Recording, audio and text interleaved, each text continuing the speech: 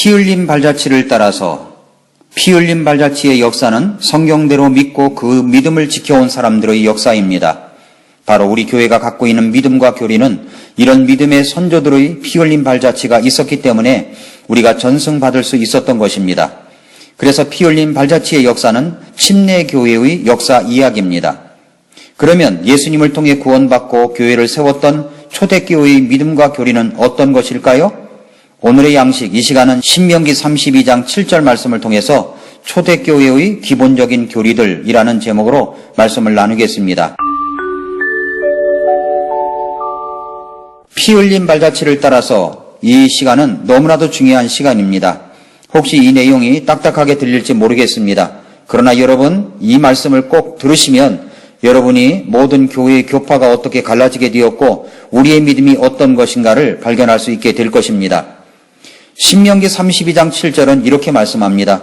옛날을 기억하라. 많은 세대의 횟수를 깊이 생각하라. 네 아버지에게 물으라. 그가 네게 보여줄 것이요. 네 장로들에게 물으라. 그들이 네게 말해주리라 라고 했습니다. 이 말씀처럼 우리의 신앙이 바른 믿음과 교리를 가지고 있는가는 성경에서 물어야 하고 초대교회의 그 믿음과 교리를 보아야 합니다. 교회는 예수 그리스도로부터 시작되었습니다.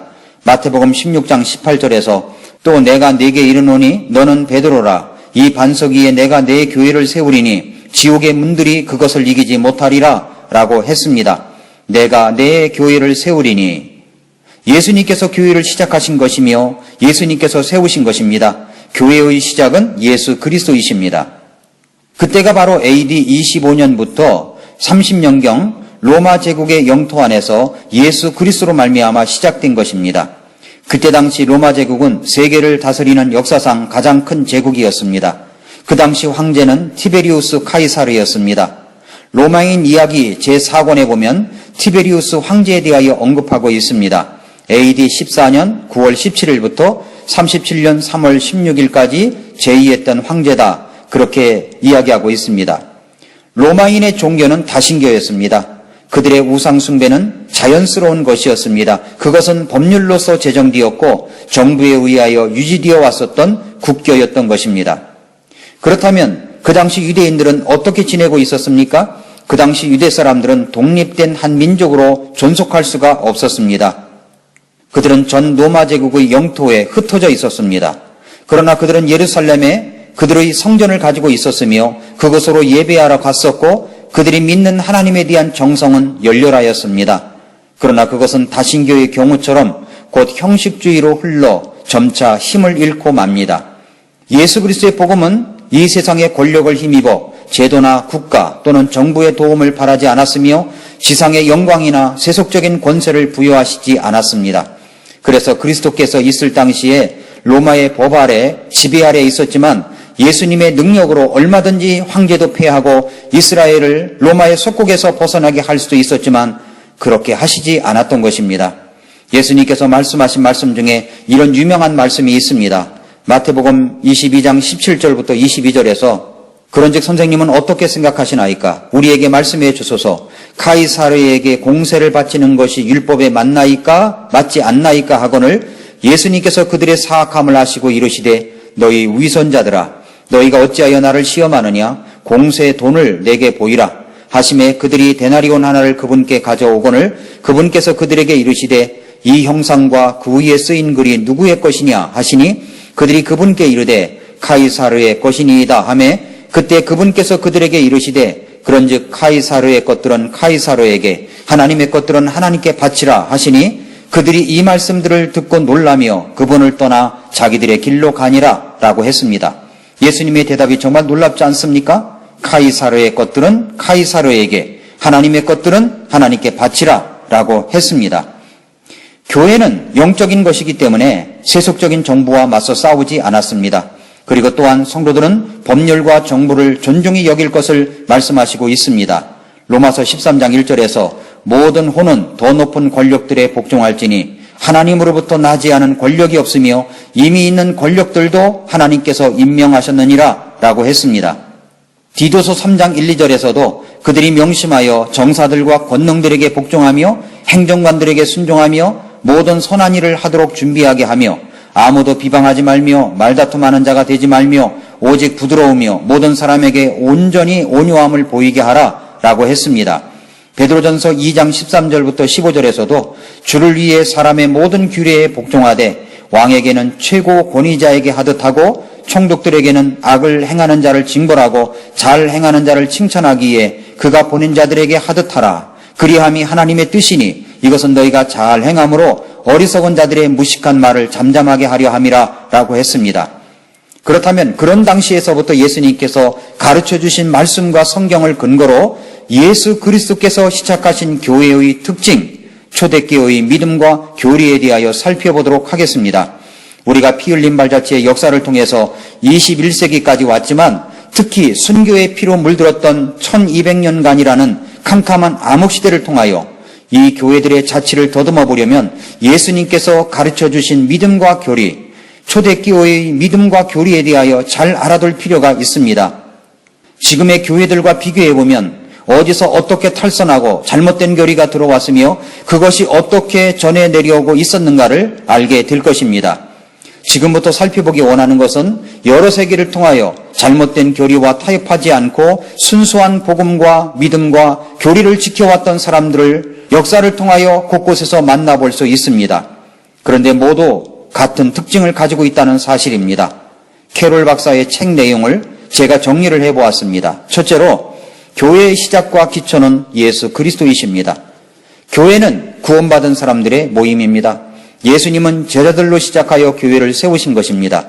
그리고 제자들이 또 다른 사람들에게 복음을 전하고 그들로 또 교회를 세우고 또 세우고 하였던 것입니다. 둘째로 교회의 직분은 목사와 집사뿐이었습니다. 사도행전을 보더라도 이 두 가지 직분 외에 다른 직분이 없었습니다. 성경에 장로라는 말이 나오는데 여기서 나오는 장로는 목사와 감독과 같은 직분을 말하는 것으로 오늘날의 목사를 말하는 것입니다. 장로교에서 말하는 장로가 아니라는 것입니다. 이 두 직분은 남자에 한해서 주었습니다. 여자들이 직분을 받았다는 성경 기록과 가르침이 없습니다. 오늘날의 여집사, 여자 목사, 권사, 권찰, 장로 등은 성경에 없는 직분입니다. 비성경적인 것입니다. 셋째로 교회는 독립적인 교회입니다. 한 교회가 개척교회를 시작합니다. 개척교회는 본 교회의 지교회입니다. 그리고 나서 개척 예배를 하고 어느 정도 성장을 하게 되면 독립예배, 조직예배를 드려서 하나의 독립교회가 됩니다. 그렇게 되면 모교회라고 해서 독립교회가 된 교회를 맘대로 좌지우지 할 수 없게 되는 것입니다. 예루살렘 교회는 안디옥 교회를 다스릴 권리를 가지지 않았고 안디옥은 에베소를, 에베소는 고린도를 다스릴 권리를 가지고 있지 않았던 것입니다. 교회의 운영은 회중적, 곧 민주적이어야 하며 회원에 의한, 회원을 의한 것이 되어야 하는 것입니다. 넷째로 교회는 두 가지 의식, 곧 침례와 주의 만찬뿐입니다. 다섯째로 교회의 이론은 구원받고 침례받은 자가 될 수 있습니다. 사도행전 2장 41절에서 그때 그의 말을 기쁘게 받아들인 자들이 침례를 받음에 바로 그날에 3,000원가량이 그들에게 더해지니라 라고 했습니다.